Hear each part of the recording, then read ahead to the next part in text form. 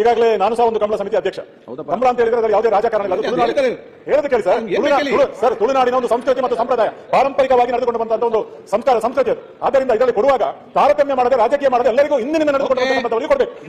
Academy ಮಾಡಿದ್ದೀರಿ, ಮತ್ತೆ ಪ್ರಾಧಿಕಾರ ಮಾಡಿದ್ದೀರಿ, ಇದು ಹೇಗೆ ಮಾಡಿದ್ದು ಸಂತೋಷ ನಮಗೆ, ಅದರಲ್ಲಿ ನಮಗೇನು ದುಃಖ ಇಲ್ಲ. ಆದ್ರೆ ಮಾಡಿದ್ದು ವ್ಯವಸ್ಥಿತ ರೀತಿಯಲ್ಲಿ ಆಧಾರದ ಮೇಲೆ ಆಗಿದೆ. ಮತ್ತೆ ಎಲ್ಲಾ ಕಂಬಳಗಳಿಗೆ ನೀವು ಅನುದಾನಗಳನ್ನು ಕೊಡುವಂತದ್ದು. ಮೊನ್ನೆ ಆದ ಕಂಬಳಗಳಿಗೆ ನೀವು ಕೊಡ್ತೀರಿ, 2 ವರ್ಷದಿಂದ ಆದ ಕಂಬಳಗಳಿಗೆ, 30 ವರ್ಷಗಳಿಂದ ಆದಂತಹ ಬಂಟ್ವಾಳದ ಕಂಬಳಿಲ್ಲ. ಇನ್ನು ಕೆಲವರು ಕಂಬಳ ಎಲ್ಲ ಕಂಬಳ ಪ್ರಾಮಾಣಿಕ ಪ್ರಯತ್ನ ಮಾಡಬೇಕು ಅಂತ ಮಾನ್ಯ ಅಧ್ಯಕ್ಷರ ಮೂಲಕ ಮಾನ್ಯ ಮಂತ್ರಿಗಳಲ್ಲಿ ಕಳಕಳಿಯ ವಿನಂತಿಯನ್ನು ಮಾಡ್ತಾ ಇದ್ದೇನೆ.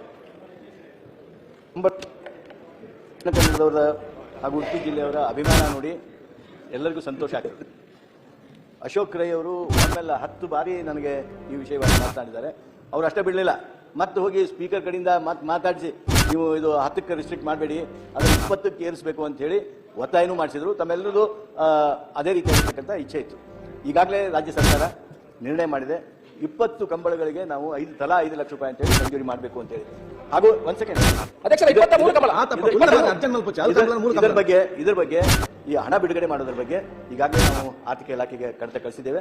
ಆ 20 ನಾವೇನು ರೆಕಮೆಂಡ್ ಮಾಡಿದ್ವಿ 20ಕ್ಕೂ ಬಿಡುಗಡೆ ಮಾಡ್ತೀವಿ. ಅದರಲ್ಲಿ ಪ್ರಯಾರಿಟಿ ಯಾವ್ದು ಕೊಡಬೇಕು?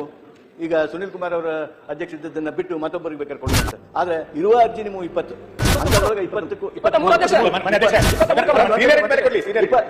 ಅಧ್ಯಕ್ಷರೇ, ಒಂದ್ ವೇಳೆ ತಾವು ಒಪ್ಪೋದಾದ್ರೆ ಅಧ್ಯಕ್ಷರು ಮತ್ತೆ ಹೇಳ್ತಾ ಇದ್ದಾರೆ ಅದು 23 ಆಗ್ಬೇಕು ಅಂತ ಹೇಳಿ 23 ಕಂಬಳಗಳಿಗೆ ತಲಾ 5 ಲಕ್ಷ ರೂಪಾಯಿ ಅಂತ ಕೊಡ್ತೀವಿ. ಓಕೆ, ಇದೇ ನಮ್ಮ ಕಮಲ ಪ್ರೇಮ ಧನ್ಯವಾದ. ಒಂದು ಮತ್ತೆ ನಮ್ಮ ಜನವರಿ 10 ನಮ್ಮ ಕಮಲ ಕ್ಷೇತ್ರದಲ್ಲಿ ತಾವೆಲ್ಲರೂ ಕೂಡ ಬರಬೇಕು.